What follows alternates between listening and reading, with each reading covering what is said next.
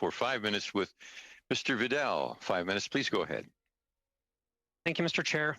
I as well want to thank the ministers and all your officials for appearing at committee today. I know your time is valuable and you're busy. I firmly believe one of the primary functions of a member of parliament is to provide financial oversight, and scrutinizing government spending has got very difficult under the circumstances.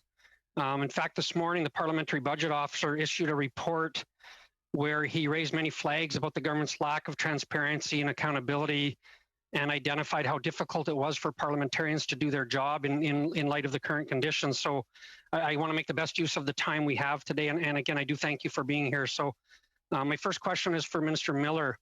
Minister, Saskatchewan is currently in its third phase of reopening, and in fact, this morning announced the date for phase 4 of their opening. The government started announcing measures to help Canadian businesses way back in March, but unfortunately, many Indigenous businesses, Indigenous financial institutions, and urban Indigenous organizations were left out of those original announcements. Yesterday, I had the opportunity to speak with the general manager of a community futures organization that also acts as an AFI in northern Saskatchewan, and because of that, many of the businesses he serves are Indigenous businesses. He indicated to me that he finally received his community futures funds last Thursday, and only this week will he be able to actually disperse the funds to those businesses that truly need this help. Can you identify for me why it took so long for the funding to actually reach these businesses after the announcement on April 17th? Thank you, MP Vidal, for that question. And before answering, I do want to highlight the excellent work that you've been in communicating with our office as to some of the things that you're seeing in the northern areas of Saskatchewan. The excellent work that you have done with our teams in supporting all the work that's been done in La Loche, which was an extremely concerning situation. On your question, and it's an exceedingly important question, that we've been rolling out measures and programs in record times, and the last thing we wanted to do is leave Indigenous communities behind, and that includes business support. These are things that ordinarily would go through a very long process, and as you recognized, they've been compressed into a very, very, very tight time frame. The importance for us when announcing things was to ensure that potential recipients, knew they had the backing of the Government of Canada. We announced $306 million of specific Indigenous funding, knowing that Indigenous businesses were best served through the 59 AFIs across the country, as well as last week where we announced an additional $117 million specifically in loans, and ones that would be for the most part forgivable, to ensure that there was that support in place. Now, the timing of these things can always be scrutinized. Again, this is something that this committee plays a key role in doing, and Parliament plays a key role in doing. But in terms of timing and the ability of government to move on a dime, I'm quite proud of the work we've done. Has it left? I can speak to a specific situation that you're highlighting, and I absolutely would like to look at my team with that.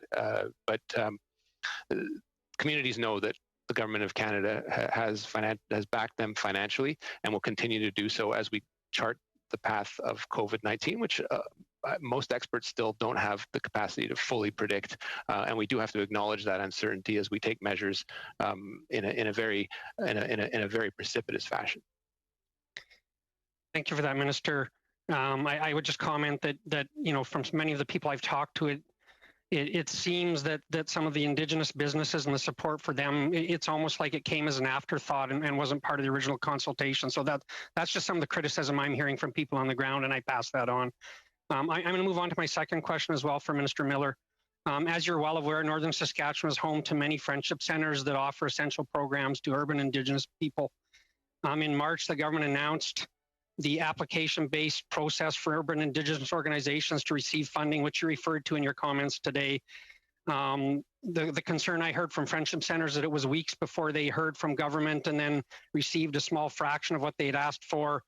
On May 21st, you did announce some additional funding for urban Indigenous organizations, but again, I'm hearing from these people on the ground that that could be potential recipients that have great work to do, that they've heard nothing from the government since the announcement, and there's no idea of the timing or the outcome of this.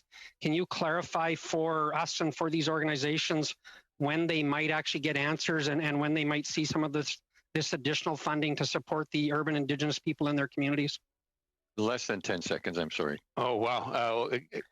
Look, Gary, this is very important. I mean, we made this $15 million commitment in an area, frankly, of jurisdiction that is shared between municipalities and provinces and the federal government. And we realized quickly the federal government had to step up. So in addition to the 15 million, we announced an additional 75 million going into urban Indigenous centers, serving peoples that, frankly, need to be served by all members in all jurisdictions and provinces and territories. And it is a gap that we have tried to fill as quickly as possible. It doesn't necessarily fill into the normal mandate of Indigenous Services Canada, but it's something we have to reflect on. It hasn't prevented us from moving. It hasn't prevented us from investing. And if you have a particular case that you would like to address, I'd be glad to get back to you. We're way over will be time. Deploying those funds we need to move on. I'm